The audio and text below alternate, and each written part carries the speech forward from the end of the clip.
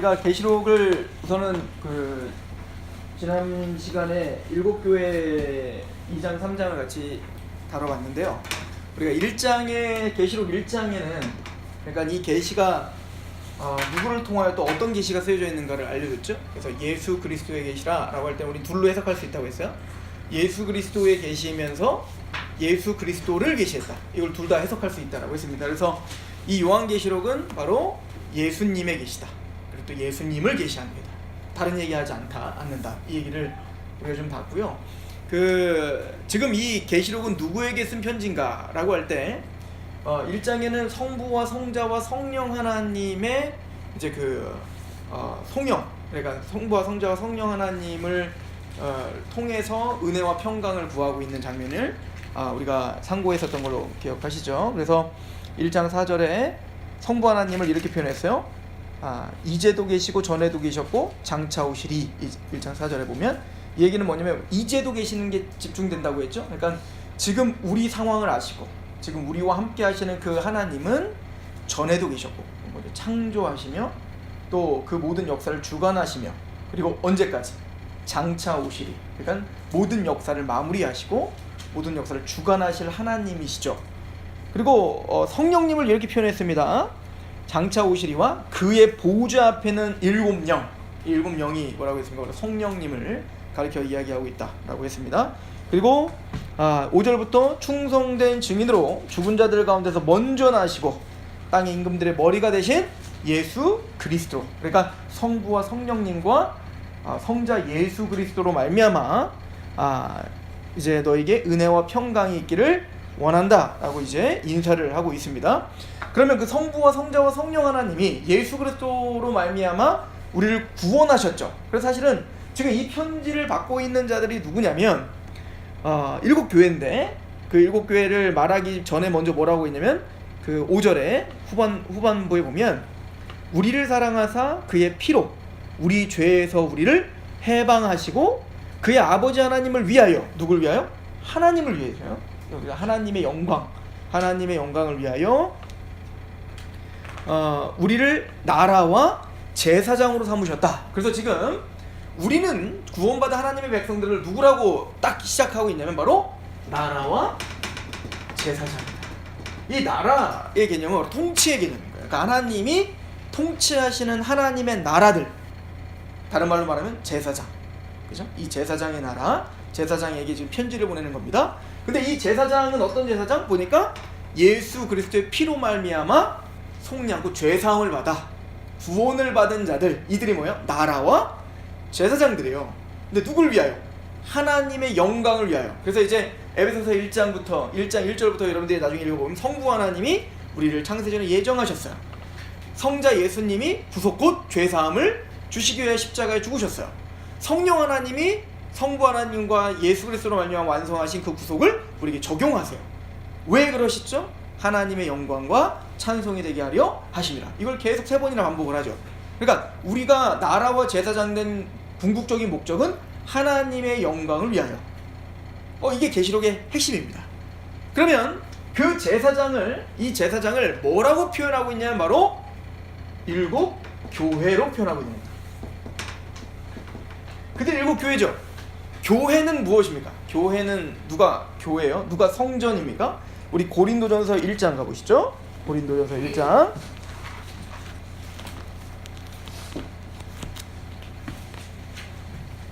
자, 1장 1절 한번 읽어보겠습니다. 자, 시작. 하나님의 뜻을 따라 그리스도 예수의 사도로 부르심을 받은 바울과 형제 소스데네는 고린도에 있는 하나님의 교회 곧 그리스도 예수 안에서 거룩하여지고 성도라 부르심을 받은 자들과 또 각처에서 우리 주 곧 그들과 우리의 주 되신 예수 그리스도의 이름을 부르는 모든 자들, 이들이 누구예요? 하나님의 교회죠. 그러니까 성도들, 하나님의 피값으로 사셔서 구원받은 하나님의 백성들의 모임을 교회라고 하죠. 그런데 즉 이 계시록은 누구에게 지금 편지를 쓰는 거냐면 바로 나라와 제사장이 된, 다른 말로 말하면 하나님의 교회에게 편지를 보내고 있습니다. 근데 그 교회인데 몇 교회에게 지금 보내고 있죠? 7 교회에게 보내고 있죠. 그래서 7 교회는 두 가지로 우리가 이야기해야 된다. 첫 번째는 뭐죠? 실제적으로 1세기에 있었던 소아시아에 있었던 실제적인 7교회. 에서보드 사빌라, 그죠? 에베소, 서머나, 두아디라, 버가모, 그리고 사대, 필라델피아, 라오디게아. 이 7교회가 정말 있었다. 그래서 우리가 그 지도 봤잖아요. 이렇게 반모섬이 있으면 에서버두 사빌라 이렇게 돼 있어요. 그래서 지금 시계 방향으로 지금 편지를 쓰고 있다라고 하는 걸 보고 있고요. 이게 1세기의 7교회의 상황을 모르면 성경 해석이 안 돼요. 그죠? 왜냐면 지금 1차적으로는 누구에게? 그 7 소아시아에 있는 교회들에게 편지를 보냅니다. 근데 다시 말씀드리지만 그 소아시아에 7교회만 있었던 게 아니에요. 가장 대표적으로 이 라우디게아 밑에는 골로새가 있었지만 골로새에게 편지 안 썼잖아요. 위에 히에라폴리스에도요 교회가 있었어요. 거기에도 훌륭한 감독들이 있었단 말입니다. 자, 그런데 지금 사도 요한은 지금 7교회, 굉장히 특징들이 있는 7교회를 선택하여 지금 오고 오는 모든 세대의 교회, 그 7은 상징적인 수로서 7교회에게 1차적으로 주지만 이것은 회람서신으로서 모든 교회에게 주고 있는 거예요. 그래서 7이라는 완전수를 우리가 좀 이해하셔야 된다라고 하는 겁니다. 그러면 그 7교회에게 지금 편지를 보내시는 분은 누구시죠? 예수님이에요. 예수님 말씀하고 계세요.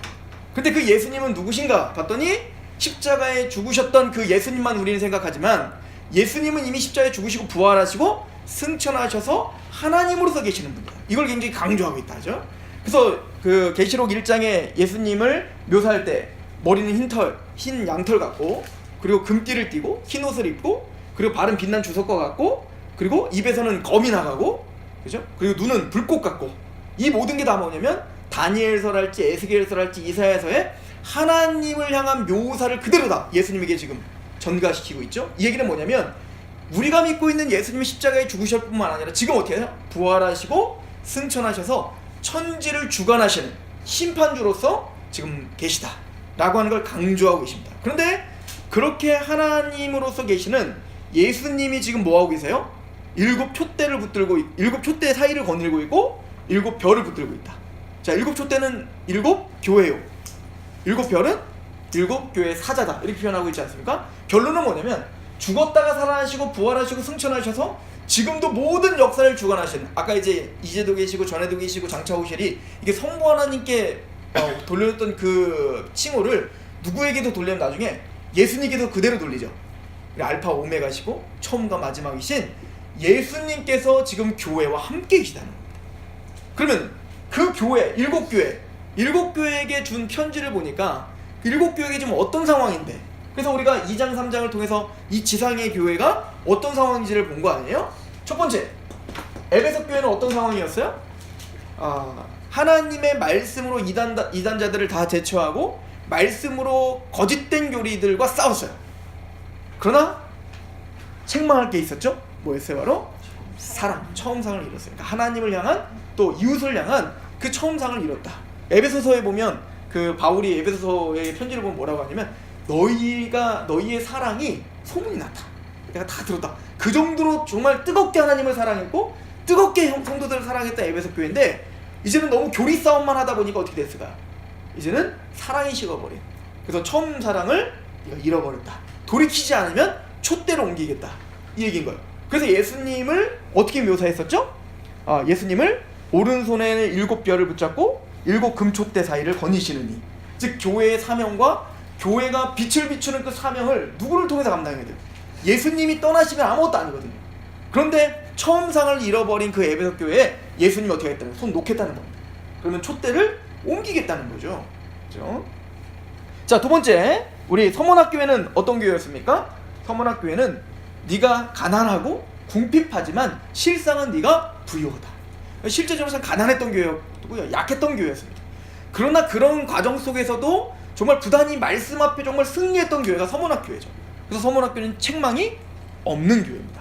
그런데 서문학교에게 약속하기를 뭐라고 약속해요?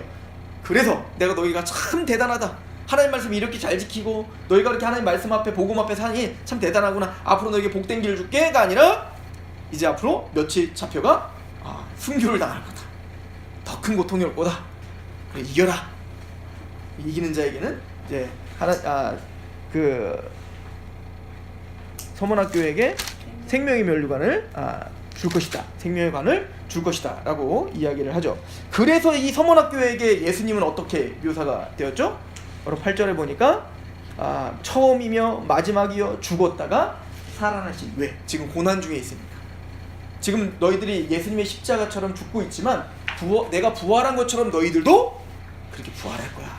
그 영광스러움을 바라봐. 10일 동안만 너희가 핍박을 당할 거야. 이게 뭐죠? 한정된 숫자다.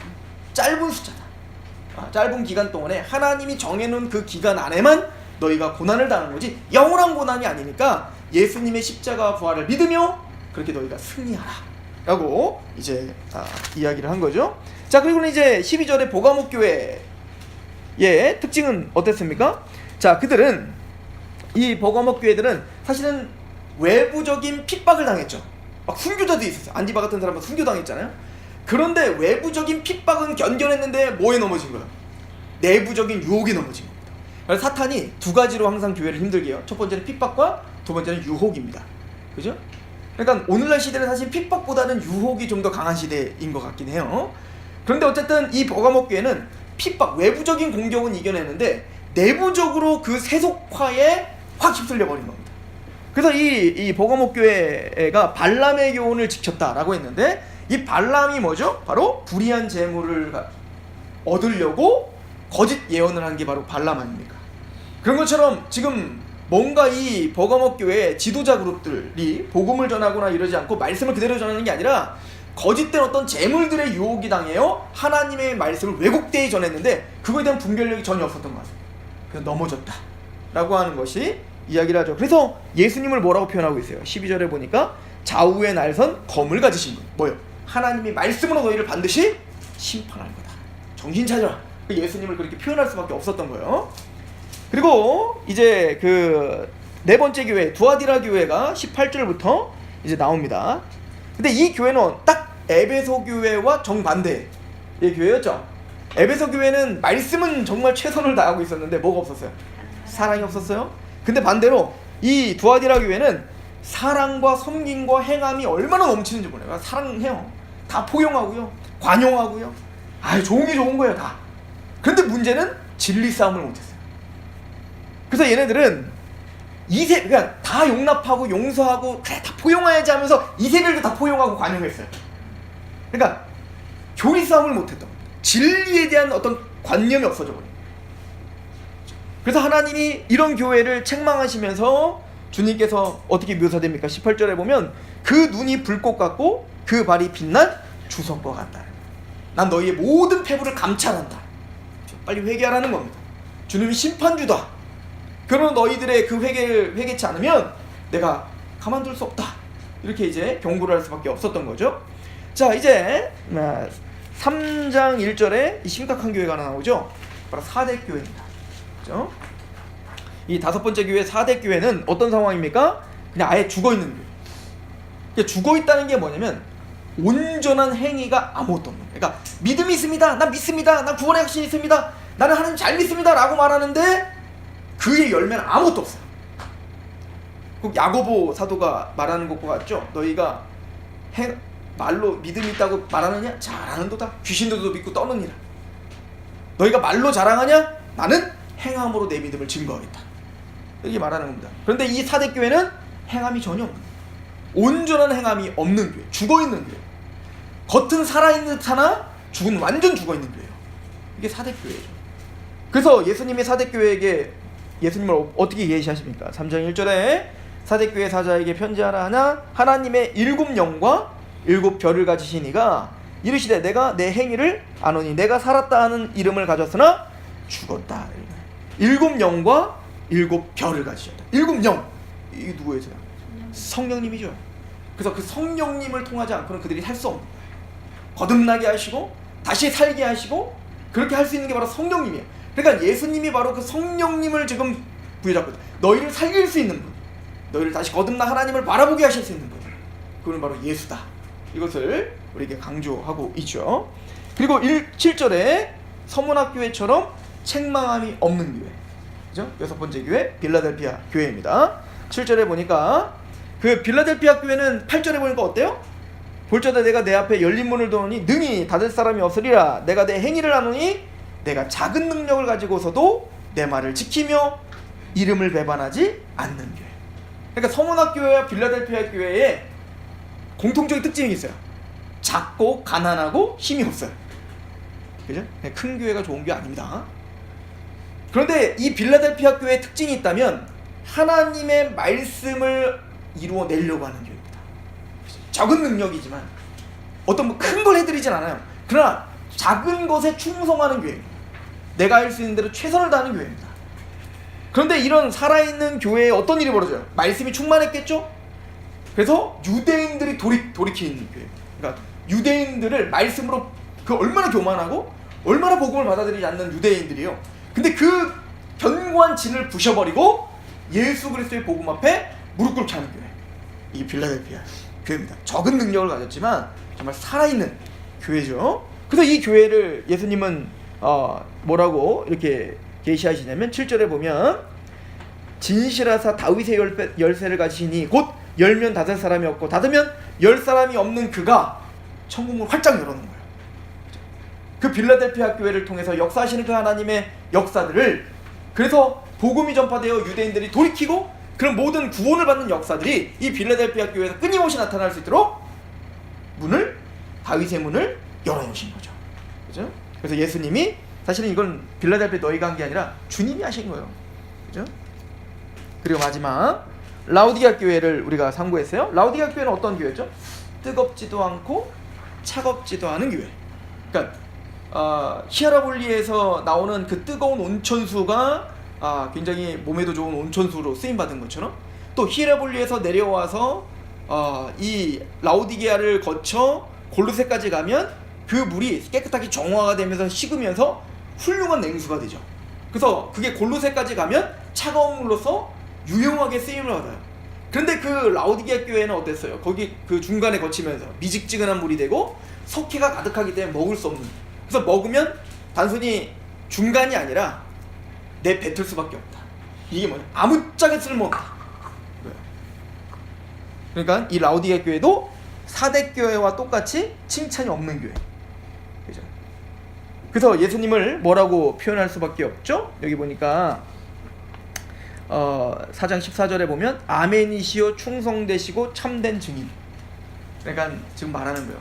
너희들이 정말 날 따른다면 너희가 충성하라. 또 아멘하며 그렇게 하나님 앞에 나아라. 이거를 강조하고 계시다.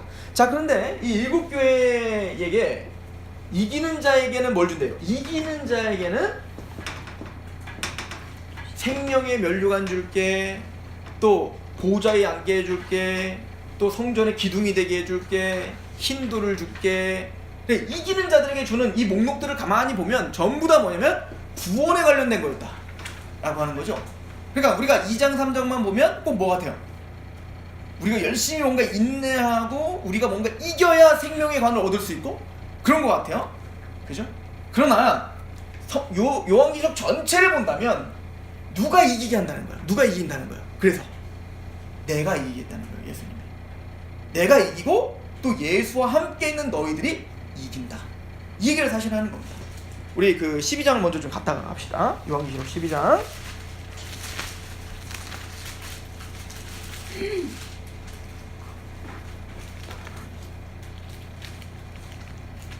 자, 12장 10절 제가 읽어볼게요. 내가 또 들으니 하늘에 큰 음성이 있어 이르되 이제 우리 하나님의 구원과 능력과 나라와 또 그의 그리스도의 권세가 나타났으니 우리 형제들을 참사던 자 곧 우리 하나님 앞에서 밤낮 참사던 자 쫓겨났습니다. 이미 예수님이 십자가를 이겼다는 거예요. 근데 예수님이 이겼을 뿐만 아니라 11절에 또 우리 형제들이 어린 양의 피와 자기들이 증언하는 말씀, 복음이죠. 그 복음을 갖고 어떻게 한대요? 그들을 이겼다. 그러니까 예수님이 이겼을 뿐만 아니라 누구도 같이 이겨요. 우리가 이겨요. 17장 가보시죠. 13마사전을 말하면서 이렇게 이야기합니다. 17장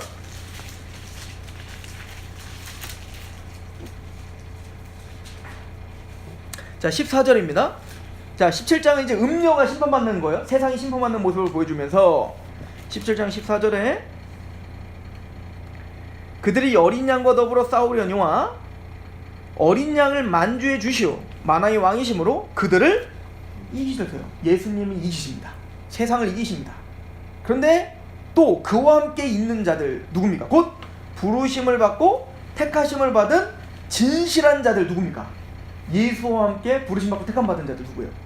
제사장, 교회입니다. 성도입니다. 그들도 이기리로다.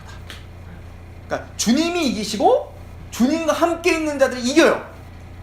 그럼 어떻게 이길까요? 우리가 좀 도와드린 걸까요? 19장 가보시죠. 최종적으로 이기는 모습을 보여주죠. 예수님의 재림과 함께 보여줍니다. 자, 19장에 어떻게 이기는지 그 모습을 봅시다. 백마 타는 모습을 보여주죠. 11절. 또 내가 하늘이 열린 것을 보니 보라 백마와 그것을 탄 자가 있으니, 이 백마는 이제 그 개선할 때, 그 왕이 행차할 때 승리를 이제 표현하는 거죠. 그 이름은 충신과 진실이라. 그의 공의로 심판하며 싸우더라. 그 눈은 불꽃 같고 그 머리는 마른 관들이 있고, 또 이름을 쓴 것 하나가 있는데 자기밖에 아는 자가 없고, 또 그가, 근데 예수님이 흰말을 타고 오시는데 그 옷에 뭐가 뿌려졌어요? 피 뿌리는 옷이 있는데, 이거는 우리가 한번 요약할 때 한번 들으셨죠?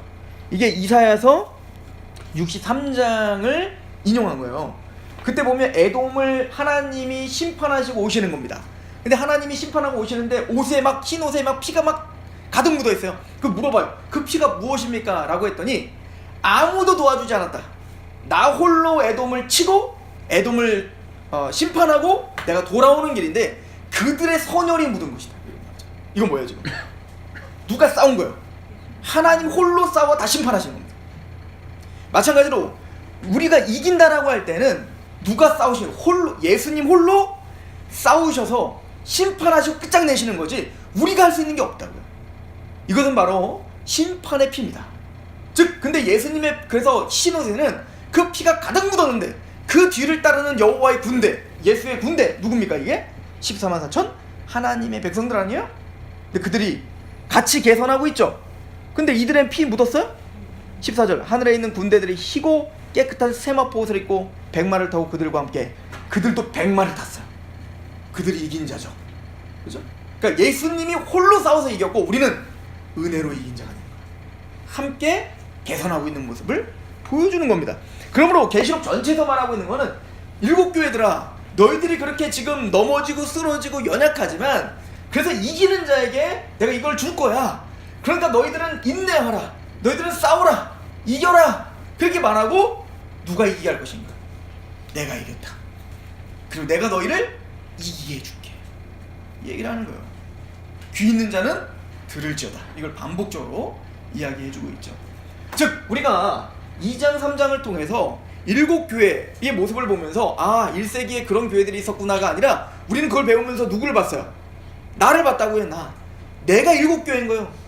내 모습 속에 때로는 에베소 교회처럼 말씀을 정말 힘있게 싸우려고 했던 모함도 있지만 어느샌가 우리는 사랑을 잃어버릴 수 있다고요. 또 우리는 버가모 교회처럼 누군가 기독교 욕하고 예수님 욕하면 막 싸우려고 하는데 정작 나는 세속에 넘어져서 세속의 유혹 가운데 살 수 있다고요. 그죠? 또 때로는 우리가 열심을 내다가도 우린 뜨겁지도 않고 차갑지도 않고 미직지근하여 하나님이 내 뱉을 수밖에 없는 우리 행위들을 하며 산다고요. 또 우리는 열심히 뭔가는 믿음을 고백하고 있지만 우리의 행함은 죽어있는 듯해 보이는 모습이 우리에게 있다고요. 그러니까 우리는 어느 것 하나 우리에게서 떠나는 말씀들이 하나도 없는 거죠. 즉, 일곱 교회를 통해서 우리는 1세기에 정말 이런 교회가 있구나, 오고 오는 모든 세대에 바로 완벽한 교회는 없구나를 배우지만 더 적극적으로는 내가 바로 일곱 교회구나, 오늘도 이렇게 고군분투하지만 또 넘어질 수밖에 없는 이 연약한 자구나, 이걸 깨닫는다고요. 자, 요한계시록의 특징은 땅 한 번 봤다가 하늘 한 번 봤다가 땅 한 번 봤다가 하늘 한 번 봤다가 이걸 계속 왔다 갔다 합니다. 그러니까 지금 우리 일곱 교회를 보여주고 그 일곱 교회의 그 연약함, 나약함, 그 나약함을 보여주고 눈을 들어 이제는 하늘을 바라보게 하는 거예요. 이게 4장, 5장 보정한 사이. 그 하늘에 있는 24장로가 있거든요. 우리 한번 가볼까요? 4장을 가보시면, 우리가 4장, 5장은 2주 동안 좀 해야 될 것 같은데, 자, 10절 보시죠. 우리 그 3절부터 보시면 되겠네요. 앉으신 이의 모양이 벽옥과 홍보석 같고 또 무지개가 있어 보좌에 둘렸는데 그 모양이 녹보석과 같더라. 또 보좌에 둘려 24 보좌들이 있고 그 보좌 위에 24 장로들이 흰옷을 입고 머리에는 금관을 쓰고. 여기에 이미 7교회에게 약속한 것들 3가지가 이미 다 장착돼 있어요. 24 장로가. 첫 번째, 보좌에 앉게 해줄게 라고 했는데 지금 보좌에 앉아있죠. 내가 너에게 관을 줄게 했는데 이미 관 쓰고 있죠. 내가 너에게 흰옷을 줄게 했는데 흰옷 이미 입고 있죠. 24 장로는 도대체 누군가? 이 보좌에 보면 보좌가 있고 하나님의 어린이의 보좌가 있고 24 보좌가 있어요. 그리고 거기 24 장로들이 있습니다. 그리고 또 내생물이 있어요. 그러니까 내생물은 누굴까? 24 장로는 누굴까? 이걸 이해하는 게 이제 계시록의 굉장히 중요한 핵심이겠죠? 자, 24 장로는 크게는 2가지로 우리 개혁주의 신학계에서는 말해요. 첫 번째는 천사들을 가리킬 것이다. 천사들이거나 천상의 존재. 천상의 존재를 말한다. 아니다. 24 장로는 천사나 천상의 존재를 말하는 게 아니라 교회를 상징한다. 뭐 다른 얘기들이 많지만 이 2가지가 가장 그래도 우리가 받아들일 만한 내용들이에요. 24 장로는 신천지에서는 뭐 24 진짜 장로가 있다 이렇게 말해요. 그건 다 우리 받아들일 수 없죠. 둘 중에 하나입니다. 천상의 존재이건가 교회를 상징하여 보여주건.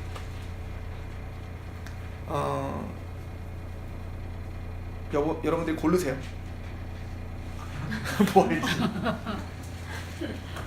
근데 이거는 구분할 수 없습니다. 천상의 존재가 맞습니다. 그들이 정말 성도, 교회는 아니에요. 천상의 존재가 맞습니다. 그런데 그 천상의 존재가 뭘 상징하냐면 교회를 상징하는 천상의 존재입니다. 그게 합당합니다. 절충주의죠. 그러나 이게 맞습니다. 김치성 교수님 이거를 굉장히 절충을 잘하세요. 근데 저도 그게 맞다고 생각해요. 이건 싸울 필요가 없어요. 어차피 이거는 묵시적인 환상이기 때문에. 근데 분명히 이 24 장로들의 묘사는 교회가 완성될 때, 즉 교회를 향한 약속들의 어떤 모습들을 딱 보여주고 있단 말이에요. 게다가 24라고 하는 상징적 숫자가 굉장히 의미가 있기 때문에 그렇습니다. 첫 번째는 구약의 이스라엘에게는 제사장 반열이 있어요. 그 24 반열입니다. 그러므로 이 24는 제사장을 상징할 가능성이 큽니다. 그런데 이미 앞에서 제사장이 누군지를 설명했잖아요.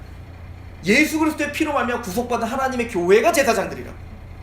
그러니까 이 천상의 존재인 24 장로는 바로 천상의 존재를 통하여 무엇을 우리에게 표현하는 걸까요?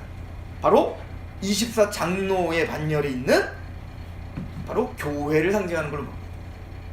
또 하나, 이 24는 앞으로 이제 그 14만 4천도 그렇고 숫자의 상징적 의미 때문에 더 큽니다. 12 더하기 10이에요. 즉 뭐죠?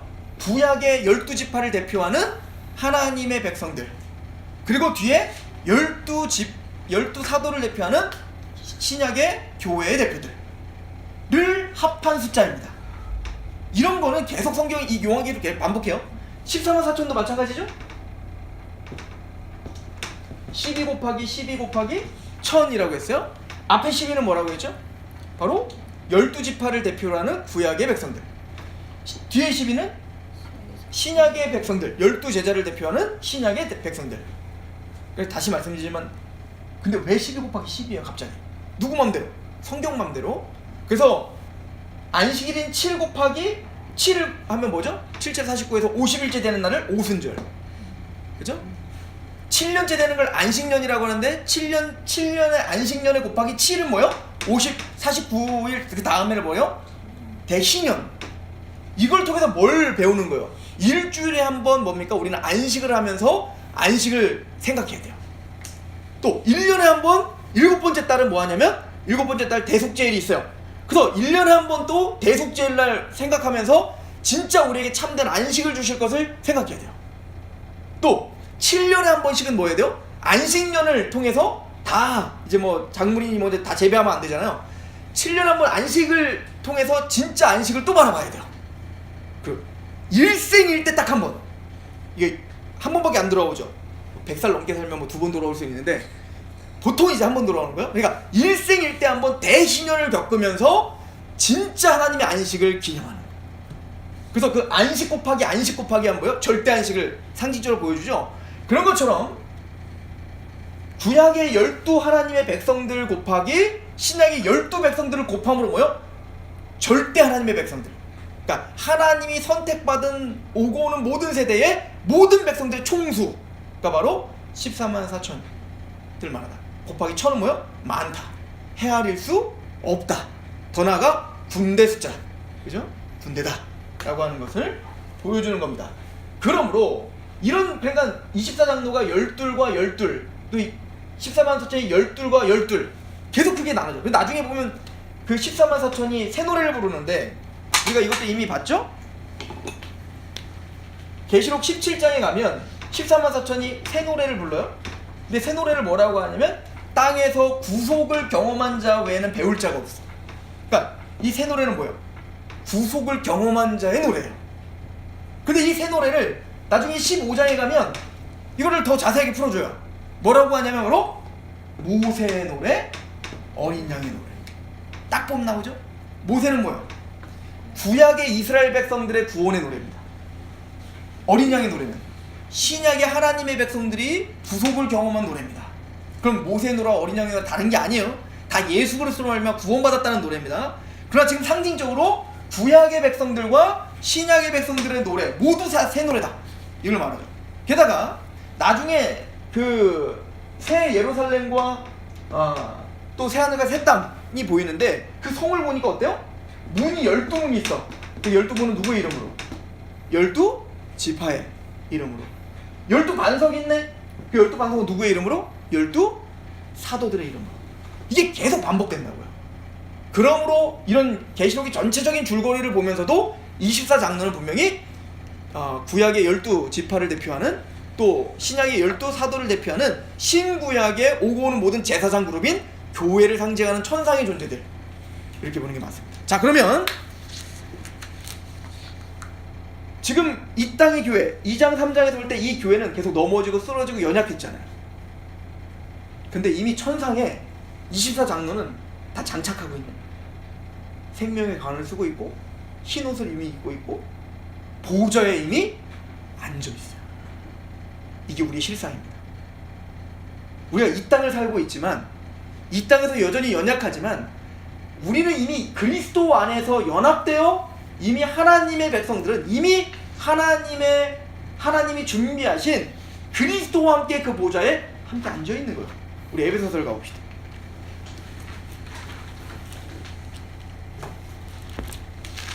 이게 예수님과의 신비한 연합인데요. 자, 2장 보시죠.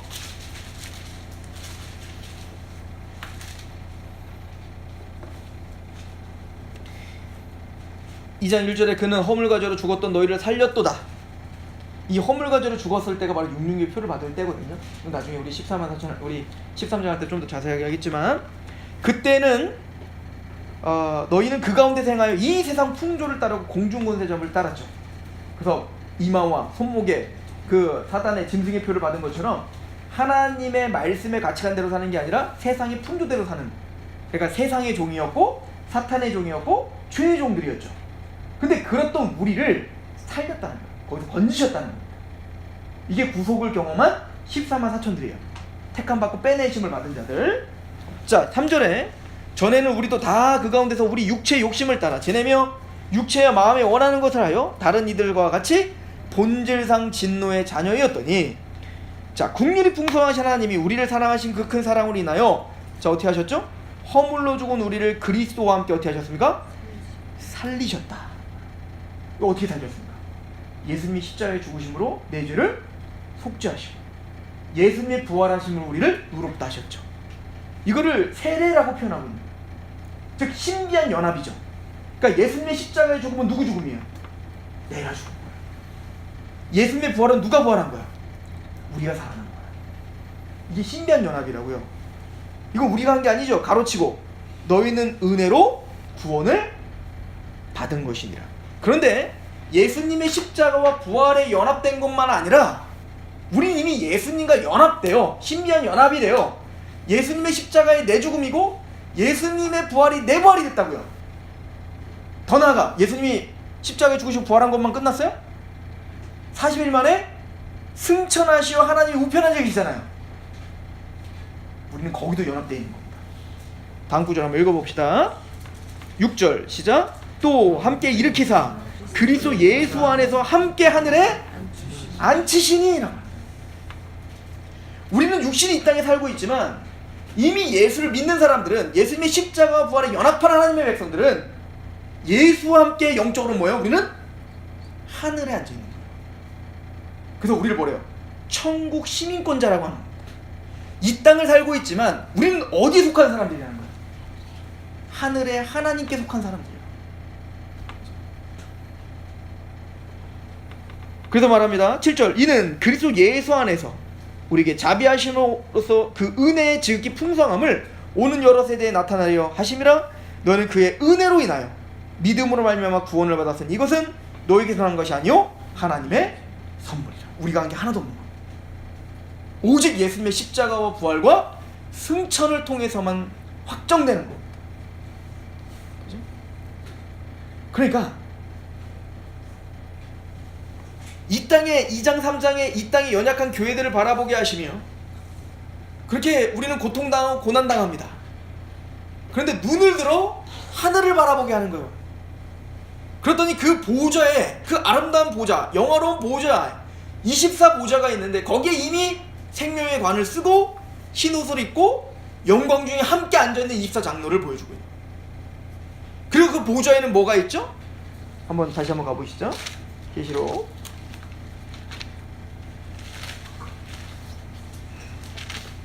4장입니다.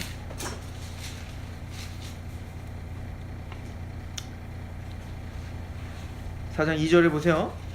내가 곧 성령에 감동되었더니 보라 하늘에 보좌를 베풀었고 그 보좌에 앉으신 이가 있는데 앉으신 이의 모양이 벽옥과 홍보석 같고, 이 벽옥과 홍보석은 그러니까 벽옥 홍보석이 아니에요. 벽옥과 홍보석 같고예요. 이거 사실은 우리가 형언할 수 없는 아름다움으로 지금 보여주고 있는 거예요. 근데 사도 바울이 이 사도 요한이 이 천상을 직접 본 거잖아요. 근데 그 천상을 표현할 길이 없는 거예요. 표현할 길이 없는 거죠. 얼마 전에 우리 이진숙 집사님이 그 네팔 얘기를 하면서 히말라야는 직접 보지 않는 이상은 도저히 알 수가 없대요. 그러니까 사진으로는 도저히 나올 수가 없는 그게 직접 가봐야 하는. 그렇다고 사진도 없는 시대로 생각해보세요. 그러면 제가 히말라야를 보고 왔다고 해봅시다. 근데 와가지고 여러분들한테 히말라야를 설명해야 돼. 여러분들 히말라야 본 적이 없어. 히말라야 뭔지도 몰라. 근데 제가 히말라야가요 저 옥녀봉보다 훨씬 높아요. 그 히말라야의 그 웅장함이란 뭐라고 설명해야 되나. 그 말리포에 가서 파도가 치는 이것도 상상이 안 가요. 그 히말라야가 이게 느껴집니까? 근데 히말라야를 그냥 내가 표현할 수 있는 최선을 다해서 표현하지만 그건 히말라야가 아니에요. 하물며 사도 요한은 지금 천상을 봤다. 이 땅에 속하지 않은 하나님 나라를 봤다고요. 그 영광스러운 나라를 표현할 길이 없는 겁니다. 그래서 자기가 상상할 수 있는 가장 아름답고 영광스러운 것으로 묘사할 수밖에 없었어요. 그게 홍보석 녹보석이었죠. 그냥 나 천국 갔다 왔어요. 봤더니 그물은 막 쫙 깔려있고요. 막 보석이 막 내가 7층에 살고요. 거의 거짓말일 가능성이 정신 못 차리는 거예요. 사도 요한도 그렇게 설명을 못했어요.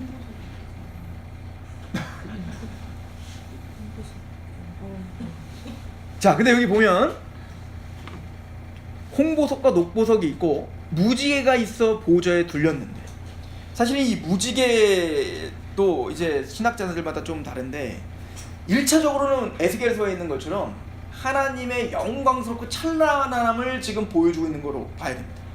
그러니까 지금 생각해보세요. 빛 되시는 예수님의 얼굴에 광채가 나죠? 그죠? 얼굴에 해와 같잖아요. 그 형언할 수 없는 그 빛이 있는데 그 옆에 뭐가 쫙 있어요. 보좌에 보석들이 쫙 있으면 어떻게 될까요? 반짝반짝하겠죠. 그러니까 형언할 수 없는 아름다움이 거기에 막 있다. 그럼 거기에 뭐요? 무지개가 쫙 펴있단 말이에요. 그러니까 지금 이거는 하나님의 보호자의 영광스러움과 아름다움, 그 형용할 수 없음, 이걸 설명하고 있는 거예요. 그리고 또 하나는 뭐냐면 이 언약을 상징하죠. 즉 노아 방주 때 즉 하나님의 국률의 언약을 상징하는 게 바로 무지개이기도 합니다. 그러니까 그 보호자는 뭐예요? 아름답고 영광스럽지만 하나님의 언약도 우리가 생각해 볼 수가 있겠죠. 그렇죠? 하나님은 약속하시고 신실하게 반드시 지키시는 분. 그렇죠? 그것을 우리에게 보여준다고 볼 수가 있을 겁니다. 그리고 그 앞에 24절에 봤더니 보좌에 둘려 24 보좌들이 있고 그 보좌 위에 24 장로들이 흰 옷을 입고 머리에 금관을 쓰고 앉았더라. 보좌로부터 번개와 음성과 우레소리가 나고 이 번개와 음성과 우레소리는 하나님이 나타날 때마다 나타나는 아이템들이죠. 그러니까 그 시내산에서 하나님이 나타날 때 번개와 음성과 그리고 막 지진이 나고 그런 역사들이 일어나는 것처럼 지금 그 보좌 앞에 그 하나님의 그 영광스러움, 그러니까 경외함이 가득한 것을 보여주는 거예요. 그리고 말합니다. 켠 등불 7이 있으니 이는 하나님의 7 영이라. 이 7 등불은 뭐래요? 7 영. 아까 1장에 보니까 이제도 계시고 전에도 계셨고 장차 오시리 라고 말하고 그 보호자 앞에 누가 계셨어요? 7 영이 있더라. 7 영 우리 뭐라고 해석했죠? 성령을 해석했어요. 근데 여기 봤더니 7 등불이 있는데 그 등불은 7 영이에요. 이거 한번 우리가 보긴 했는데 이거 해석했죠, 그죠? 7 촛대가 있잖아요. 7 촛대는 뭐였어요? 교회. 그럼 7 등불이라는 게 교회 아니에요? 그래서 어떤 분은 7 영은 7 등불이 7 영이라고 했으니까 이 7 영은 바로 교회다, 이렇게 표현하시는 분도 있어요. 근데 그렇지 않아요. 이건 스가랴서와 연관지어서 그 촛대가 있고 두 감람나무가 있고 그 스가랴서의 스가랴가 뭐라고 했죠? 이건 힘으로 되지 않고 능으로 되지 않고 여호와의 신, 즉 성령으로 된다는 말을 인용한 거예요. 그리고 7 촛대가 아니라 지금 뭐라고? 7 등불이라고요. 그러니까 이 촛대는 교회지만 그 교회의 교회됨은 촛대는 당연히 뭐가 피어나야 돼요? 등불이 피어나야 돼요. 근데 그 등불은 교회가 만들어내는 게 아니에요. 그 등불은 성령입니다. 성령님을 통하여 사역하는 거예요. 성령님을 통하여 빛을 발하는 거예요. 그래서 그 등불은 뭐예요? 7 영인 겁니다. 그래서 그 스가랴서도 마찬가지예요. 그게 어떤 상황이었냐면 성전을 져야 되는데요, 성전을 안 짓고 다 자포자기 하고 있는 거예요. 그때 뭐라고 하냐면 너희가 성전을 짓는 하나님의 역사는 너의 힘으로 능으로 되지 않는다. 누가 하는 거다? 하나님의 영으로 된다. 여호와의 신으로 된다. 꼭 모세가 하나님 모세를 부를 때 이곳은 거룩하니 내 신을 벗으라 라고 어떻게 하죠? 뭘 보여주셨어요? 불타는 떨기나무를 보여줘요. 근데 불은 타는데 떨기나무는 타지 않죠. 즉 그거는 모세가 자신의 몸을 희생하여 뭔가 자기가 만들어내는 불이 아니에요. 이스라엘을 제사장 나라로 사용할 건데 이스라엘이 자기에게 불 붙여갖고 자기가 불을 내는 게 아니라고요. 그 불은 하나님의 불, 하나님이 쓰시고 하나님이 행하시는 거예요. 하나님의 전적인 은혜와 국률이 행하시는 거지 우리 인간이 만들어내는 게 아니라고요. 마찬가지로 이 7 영은 바로 7 등불이에요. 성령님을 가리켜 이야기를 하는 겁니다. 그런데 그 바로 보호자 앞에 바로 성령님이 쫙 켜져 있는 거예요. 이 뭐가 있냐면 여러분들 지성소에 가면 성소에 가면 3가지 물품이 있죠. 떡상이 있고, 그죠? 12 떡덩어리가 있고, 그 앞에 뭐가 있어요? 등잔대가 있어요. 그리고 이 안에는 다 금으로 만들어져 있죠. 그러니까 불이 쫙 켜지면 어떻게 될까요? 전체가 뭐예요? 여기 막 다 금으로 막 치장돼 있잖아요. 그러니까 그것이 환하게 비춰지는 거예요. 형용할 수 없는 그 아름다움을 자아내는데 꼭 그 등불과 같은 게 바로 누구라고? 성령님이다 라고 표현하고 있는 거죠. 그렇죠? 그리고 지금 이게 뭐냐면 그 등불이 쫙 펴져 있는데 거기에 보석들이 있죠. 거기 무지개가 있죠. 그게 막 반사가 돼가지고 지금 영광스러운 보좌의 모습을 지금 보여주고 있는 거예요. 자, 그러면 6절에 보면 보좌 앞에 수정과 같은 유리바다가 있고 보좌 가운데 보좌 주위에 네 생물이 있는데 이 네 생물은 누굴까가 우리 또 해석을 해야 되는데요. 이 네 생물은 바로 스랍들입니다. 스랍은 지성소에 들어가면 법궤가 있죠. 그리고 이곳이 하나님의 임재가 있는 곳이야. 법궤를 누가 이렇게 가로막고 있냐면 스랍들이, 천사들이 이렇게 날개로 이렇게 덮고 있어요. 그건 뭐냐면 하나님의 영광을 보지 못하도록 하는 겁니다. 그죠? 그러니까 하나님의 최측근에서 그 보좌를 호위하고 있는 천사들 그룹이에요. 다른 많은 천사들은 있지만 하나님에게 가장 가까이서 하나님의 일을 도맡아서 하고 있는 그 스랍들이 있는데 그게 바로 내생물로 표현되고 있는 거예요. 이 내생물은 어디에 나오느냐면 에스겔에 나와요. 그 에스겔에 보면 여러분들 막 바퀴 달리고 그 막 내생물이 막 그 소와 같고 그리고 사람 인자와 같고 독수리와 같고 그리고 사자와 같은 모습으로 그 있는 내생물이거든요. 근데 그 내생물은 다 왕이죠.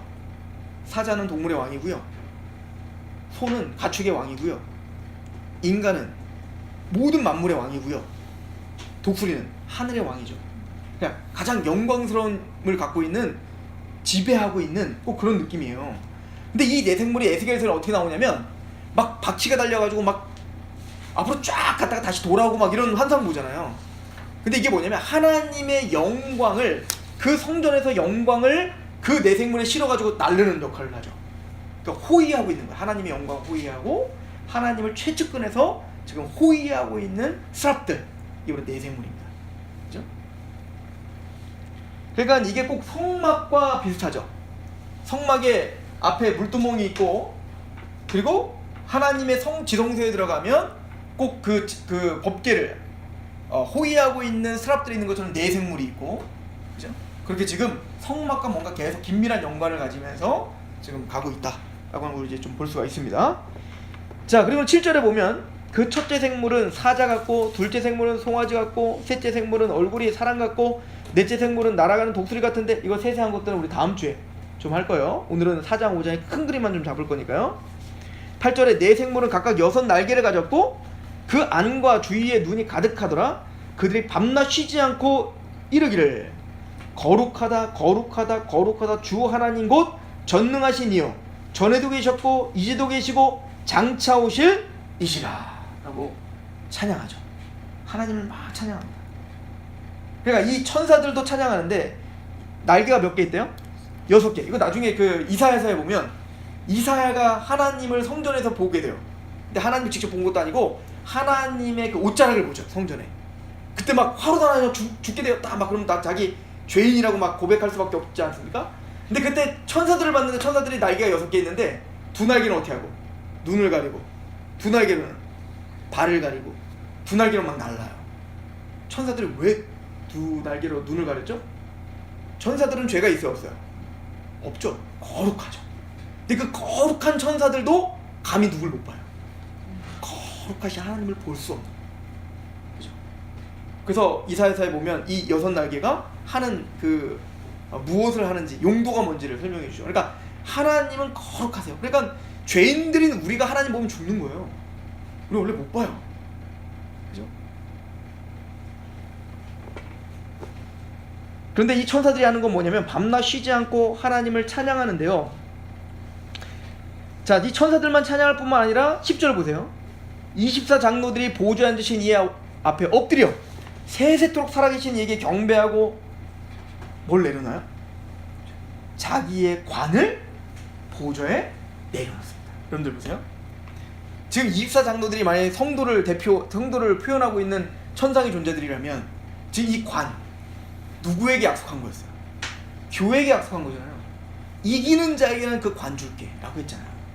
그러니까 사실은 교회는 뭐예요? 우리의 이 땅에서 보면 정말 고군분투하며 인내하며 살아가는 거예요. 정말 눈물을 흘리면서 나중에 의인들이 6장에 가면 의인들이 막 하나님께, 순교자들이 하나님께 막 얘기하잖아요. 하나님 언제까지 이 의인들이 고통당하게 냅둘 겁니까? 언제까지 이렇게 구원받은 하나님의 백성들이 이렇게 고통당하고 하나님을 믿지도 않는 저들은 저렇게 승승장구하면 이대로 우리의 피값을 언제 갚아줄 겁니까? 근데 하나님은 어떻게 합니까? 얘들아 좀 쉬어라. 아직 때가 되지 않았다는 거예요. 그 피가 차지 않았다는 거예요. 너희 형제들 이 땅에서 너희들처럼 그렇게 순교자의 피가 차야 된다 얘기인 거예요. 그러니까 고난은 하나님의 예정 가운데 있는 거예요. 그러니까 그들이 그런 고통을 통과하여 환난을 통과하여 정말 하나님을 만났을 때 그 보상으로 주신 게 뭐예요? 관이잖아요.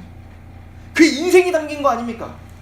정말 하나님을 위해서 살았던 그 표현이 바로 이 관 아닙니까?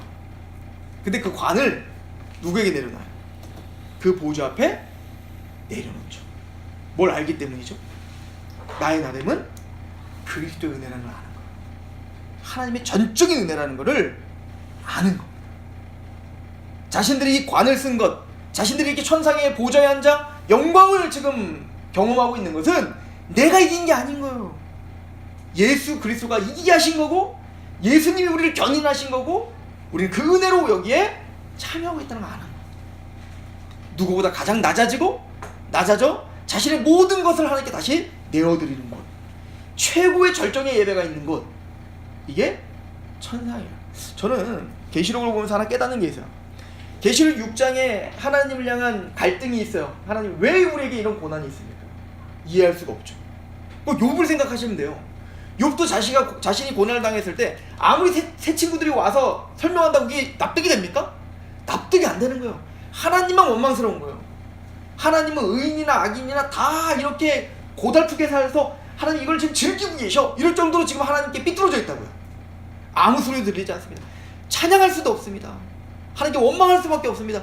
그러나 욥은 뭐라고 하죠? 그러나 하나님이 나를 단련하신 후에 반드시 날 정금과 같이 나오게 하실 줄을 믿는다. 어쩔 줄은 모르지만, 내가 어떻게 될지는 모르지만 그 하나님의 은혜는 믿고 있어요, 욥이요. 그죠? 그런데 그 욥이 정말 이해할 수 있는 이 인생 가운데 하나님을 드디어 만났어요. 따질 수 있습니까? 뭘 할 수 있습니까? 지금 그 고난이 상처가 되지 않죠. 티끌을 머리에 뒤집어 쓰고 누가 감히 하나님 앞에 교만한 말을 했습니까? 아무 말도 할 수 없었어요. 하나님 앞에 낮아질 수밖에 없었고 하나님께 찬양을 드릴 수밖에 없었죠. 계시록도 그 얘기를 하고 있습니다. 계시록 6장에 그렇게 의인들이 하나님 앞에 고달픕니다, 언제까지입니까? 라고 외치고 있었지만 나중에 최종적인 심판을 했을 때 뭐라고 합니까? 하나님의 심판은 합당하십니다. 하나님은 지혜로우십니다. 하나님은 의로우십니다. 우리의 최종적인 눈물을 닦아주실 때 우리 이 땅에서의 모든 환난, 이 땅에서의 모든 고통, 아픔, 하나님의 위로 가운데 싹 다 없어지죠. 그리고 하나님이 얼마나 영광스러우신지, 하나님이 얼마나 우리를 사랑하셨는지, 하나님이 얼마나 위대하게 우리를 만들어 가셨는지 찬양만 가득하게 되고 있습니다. 이게 사실은 계시록이 우리에게 보여주는 비전이에요. 이게 지금 이스라엘 백성들에게 필요해요. 지금 7교회에 그게 필요했거든요. 왜? 고난의 시기를 살고 있습니다. 그렇죠?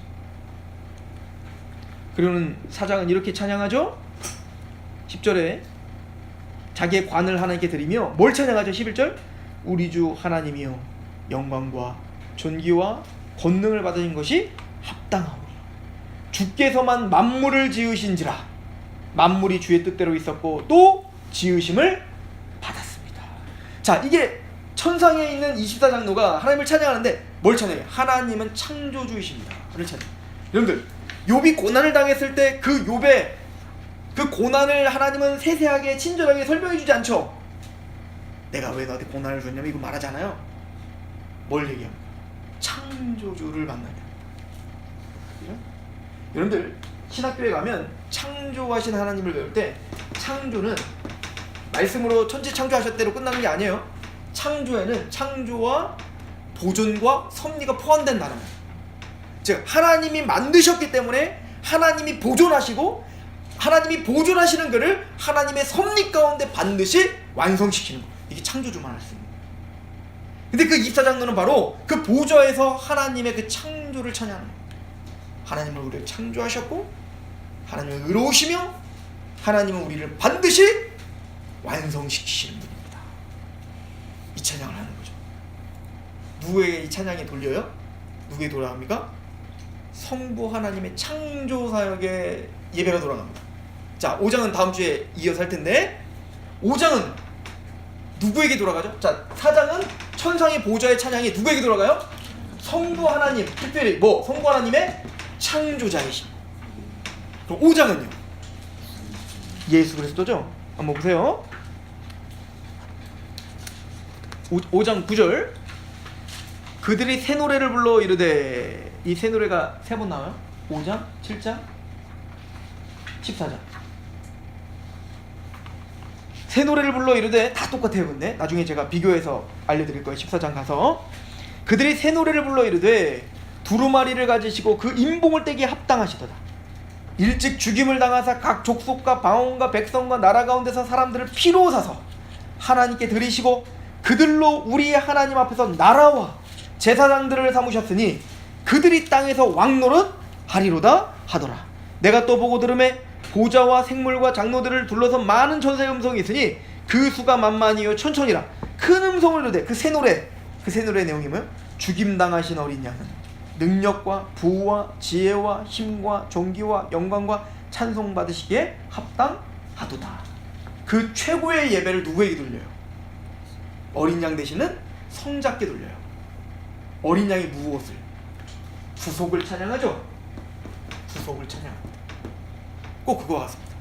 성부 하나님은 우리를 창조하셨습니다. 그리고 마침내 그 창조하시고 보존하시고 섭리하셔서 그 뜻을 이루고야 맙니다. 어떻게? 어떤 방법? 우린 죄로 말미암아 하나님의 뜻을 어겼잖아요. 그래서 우린 구제불능이 됐잖아요. 사망 가운데 있게 됐지 않았습니까? 육륜의 표를 받아 우리는 영원한 파멸 가운데 있을 수밖에 없는 자들 아닙니까? 근데 그 창조하신 하나님은 자기 아들을 어린 양으로 보내셔서 십자가에 죽게 하시어 우리를 구속하셨어요. 이게 찬양의 이유입니다. 여러분들, 이스라엘 백성들은 안식일을 거룩하게 지켜야 돼요. 그죠? 안식일날 해야 되는 게 뭐죠? 아무것도 안 하는 게 안식일이 아니에요. 예배하라고 안식일이 있는 거잖아요. 하루를 떼요. 하나님을 기념하고 하나님을 찬양하고 하나님이 행하신 일을 높여야 되는 거예요. 그럼 안식일날 무엇을 기념해야 되는가? 안식일에 십계명이 2번 나오죠. 성경에. 출애굽기에 나오고 신명기에 나와요. 출애굽기의 십계명은 다 똑같은데 안식일을 거룩하게 지켜라, 신명기도 안식일을 거룩하게 지켜라는 똑같아요. 근데 왜 안식일을 지켜야 되는지 이유에 대해서는 좀 달라요. 출애굽기는 뭐라고 하냐면 하나님이 6일 동안 천지를 창조하시고 하루를 쉬셨기 때문에 뭘 기념해야 돼요? 창조를 기념해야 돼요. 근데 신명기는 뭐라고 하냐면 안식일을 거룩하게 지켜라. 왜? 너희를 애굽에서 종로로 타던 너희를 구속하셨다, 구원하셨다. 그러니까 안식일날 매주 한 번씩 이들은 모여서 무엇을 기억하고 무엇을 찬양해야 되는 겁니까? 우리를 창조하신 그 하나님이 우리를 구원하셨다. 이게 예배의 핵심이죠. 지금 천상의 4장 5장 그 예배의 절정을 보여줘. 4장도 뭐요? 우리를 창조하신 하나님이 5장에 그 어린 양을 통하여 우리를 구원하셨다. 이게 예배의 목적인 거예요. 예배의 이유입니다. 여호와의 이름에 합당한 영광을 드리라. 새 노래로 하나님께 드리라. 시편에 계속 새 노래를 말하죠. 그 새 노래가 바로 창조와 그 구속을 찬양하는 거예요. 이사야서 43장을 한번 가보시죠.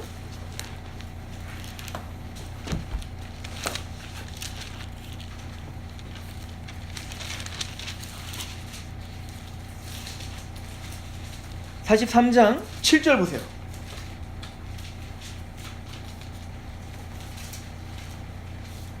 내 이름을 불려주는 모든 자 곧 내가 내 영광을 위하여 창조한 자를 오게 하라. 우리를 왜 만드셨대요? 하나님의 영광을 위하여 창조했대요. 21절도 보시죠. 이 백성은 내가 나를 위하여 지었나니 나를 찬송하게 하려 함이라. 하나님께 영광을 돌리고 찬송을 부르게 하려 함이라. 에베소서에 반복하죠. 영광과 찬송을 부르게 하려라. 영광과 찬송이 되게 하려라. 영광과 찬송을 부르게 하려 합니다. 예배입니다. 도대체 이들이 누군데요? 뭘 경험했기에? 43장 1절부터 보시죠. 야곱아, 너를 창조하신 여호와께서 지금 말씀하십니다. 이스라엘아, 너를 지으신 이가 말씀하시니. 하나님 너희를 어떻게 했다? 창조하였고 너희를 만들었고 너희를 지었다. 그뿐 아니다. 너는 두려워하지 말라. 내가 너를 구속하였다. 영광과 찬송의 이유는 창조하실 뿐 아니라 우리를 구속하셨기 때문에. 여호와 이름에 합당한 영광을 드리라.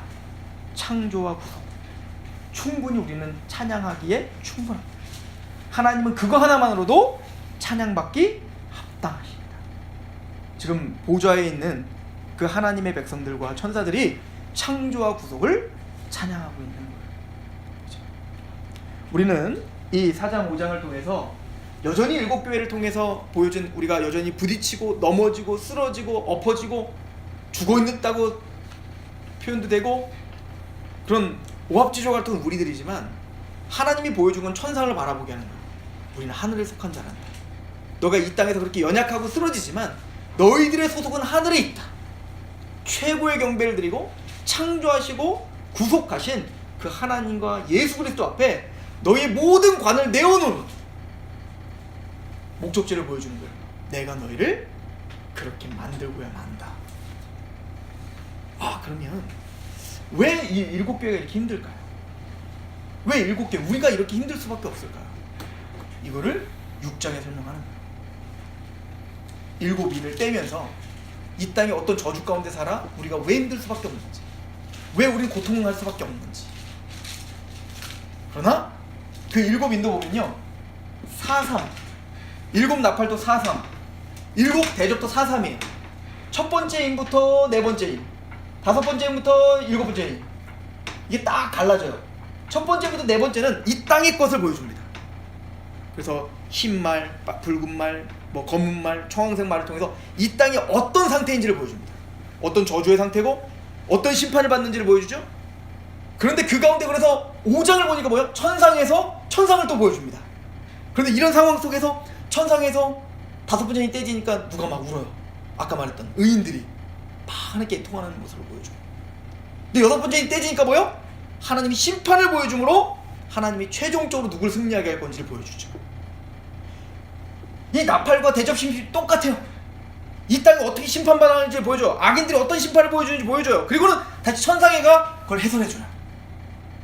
하나님은 땅을 보게 하고 하늘을 보게 하고 땅을 보게 하고 하늘을 보게 하며 우리 이 땅에서의 고난과 이 땅에서의 삶을 해석할 수 있는 지혜를 주시는 거예요.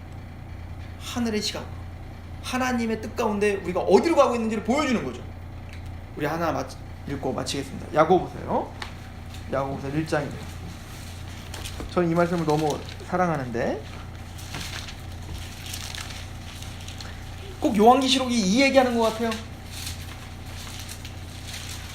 1장 2절. 하나님이 얼마나 답답하신 분인가 보세요. 내 형제들아, 너희가 여러 가지 시험을 당하거든 어떻게 하래요? 온전히 기쁘게 하래요. 기쁘게 여기라는 것도 싫은데 그것도 온전히 기쁘게 하래요. 거기에 막 원망 이런 거 섞이면 온전히가 아니죠. 온전히 기쁘게 여기라. 왜? 이는 너희의 믿음의 시련. 이거 근데 저기 내가 죄져갖고 당하는 고통 아니에요. 믿음의 시련을 말하는 겁니다. 복음 때문에 당하는 고통, 또 우리가 어쨌든 이 땅에서 그리스도인으로 살면서 당하는 그 고통들, 믿음의 시련이 뭘 만들어내요? 인내를 만들어낸다. 우리를 단단하게 합니다. 그리고 그 인내가 4절에 보면 인내를 온전히 이루라. 이거 원래 주어가 인내예요. 그래서 원래는 직역하면 인내가 우리를 온전히 한다는 거예요. 그러니까 그 믿음의 시련을 통해서 하나님은 우리 안에 인내를 만들어내시고, 그리고 그 인내가 우리를 하나님이 목적하시는 그 자리로 우리를 완성하게 하기 때문에, 이는 너희를 온전하고 구비하여 조금도 부족함이 없게 하는 하나님의 크신 은총이다. 그러므로 시험 당하는 자가 있느냐? 온전히 기쁘게 여기라. 납득이 돼요? 근데 하나님 알았어요. 하나님 그걸 고상한 뜻이는 거 알겠는데 나는 이해가 가지 않습니다. 이게 우리잖아요? 왜 우리가 그러면 이런 하나님의 말씀을 보는데 답답할까요? 뭐가 부족한 겁니까? 지혜가 부족합니다. 지혜. 우리는 하나님의 시각으로 우리를 바라볼 수 있는 지혜가 없어요. 그래서 5절은 이렇게 이어집니다. 너희 중에 누구든지 지혜가 부족하거든 모든 사람에게 후히 주시고 꾸짖지 않으시는 하나님께 구하라. 그러면 주시리. 하나님께 원망하는 거 꾸짖지 않으십니다. 왜? 우리가 지혜 없음을 하나님 너무 잘 알거든요. 단 구하라는 거예요. 하나님 내가 지혜가 없습니다. 하나님 내가 이 고통을 이해할 수 있는 힘이 없습니다. 내가 자포자기할 수밖에 없습니다. 하나님 저에게 지혜를 주십시오. 저는 꼭 요한계시록이 사도 요한과 7교회에게 그 지혜를 주는 것 같아요. 그 땅을 바라보며 우리가 얼마나 힘들고 고통 가운데 있는지를 보여주고, 그러나 눈을 들어 하나님의 시각을 보여줍니다. 하나님의 목적지를 보여줍니다. 사도 요한은 그 환상을 보면서 인내하며 그 경주를 완주했던 거죠. 우리도 이 계시록을 통해서 그 하나님이 주시는 그 지혜를 발견하기를 축원합니다. 기도하겠습니다.